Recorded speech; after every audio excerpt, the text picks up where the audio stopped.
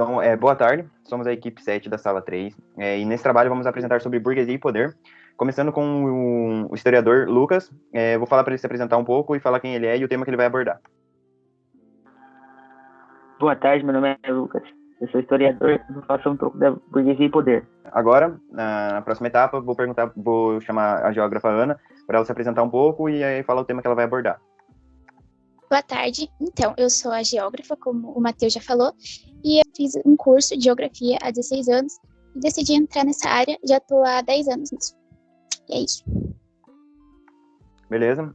Agora eu vou chamar o filósofo Gustavo e vou falar para ele se apresentar e falar o tema que ele vai abordar. Bom, meu nome é Gustavo, eu sou filósofo, formado há 4 anos, e eu vou abordar a razão. O que é a razão para os empiristas e para os realistas? Isso. Agora, por último, vou chamar o sociólogo Matheus para ele se apresentar um pouco e falar o tema que ele vai abordar.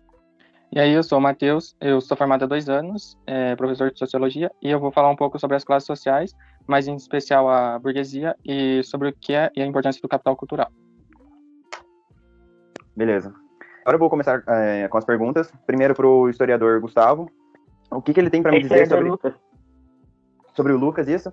E o que ele tem para me dizer sobre as revoluções burguesas da Idade Moderna? A Revolução Burguesa são movimentos sociopolíticos ocorridos entre 1640 e 1850, nos quais a sociedade aristocrática, caracterizada pela monarquia absoluta e pelos títulos de nobreza, foram transformados em uma sociedade capitalista dominada pela produção mercantil liberal. Agora eu vou fazer outra pergunta para ele, que como a burguesia, que se detinha ao poder econômico, realizou os movimentos em busca de adquirir o poder político? A partir de meados do século XIX, a burguesia conseguiu tomar as readas do poder em muitos países europeus, assumindo lugares antes de pertencer à aristocracia. Foram implantados regimes políticos liberais baseados numa constituição escrita e no conhecimento dos direitos dos cidadãos. A burguesia defendia o princípio de liberdade individual, econômica, política e religiosa. Beleza, obrigado, Lucas. Agora vamos começar com as perguntas sobre geografia, para a geógrafa Ana. Qual a comparação dos latifúndios com a agricultura familiar? Bom, boa tarde novamente. A agricultura familiar, ela corresponde a uma produção agropecuária que realiza por pequenos produtores, em que o sistema agropecuário ele é mantido pelo núcleo familiar. E, no máximo, também são pelos, como posso dizer, funcionários assalariados. E sobre o latifúndio, na Roma Antiga, ele era essa propriedade agrária de um aristocrata, cuja essa produção estava baseada no trabalho de escravo. Próxima pergunta, por favor. Qual a diferença entre agronegócio com a agricultura familiar? Tá bom. Bom, o agronegócio ele usa veneno, nessas partes. E a agricultura familiar, ela defende a agroecologia. O agronegócio também ele utiliza máquinas, já a agricultura familiar, ela usa pequenas máquinas e fixa a mão de obra no campo. O agronegócio ele também quer lucrar bastante com muitas agriculturas. E a agricultura familiar, ela quer produzir bastante alimentos saudáveis. Com isso, a gente pode dizer que eles são compatíveis, tanto o agronegócio quanto a agricultura familiar. Beleza, muito obrigado, Ana.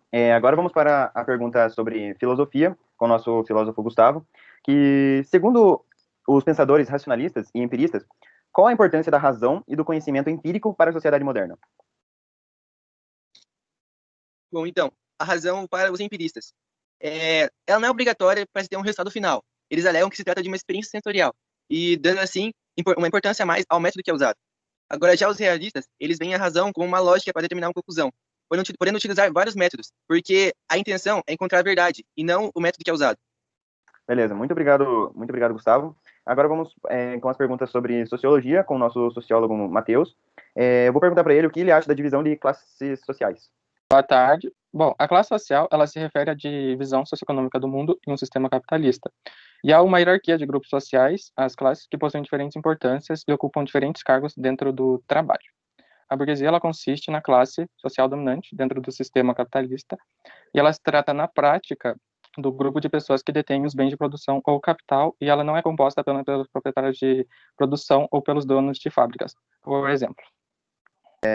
Para você, qual a importância da capital cultural? Bom, no campo de sociologia, o capital cultural compreende os ativos sociais de uma pessoa, que promovem a mobilidade social em uma sociedade estratificada. Obrigado, especialistas. Então, essa foi a nossa entrevista, espero que tenham gostado, e é isso. Boa tarde a todos.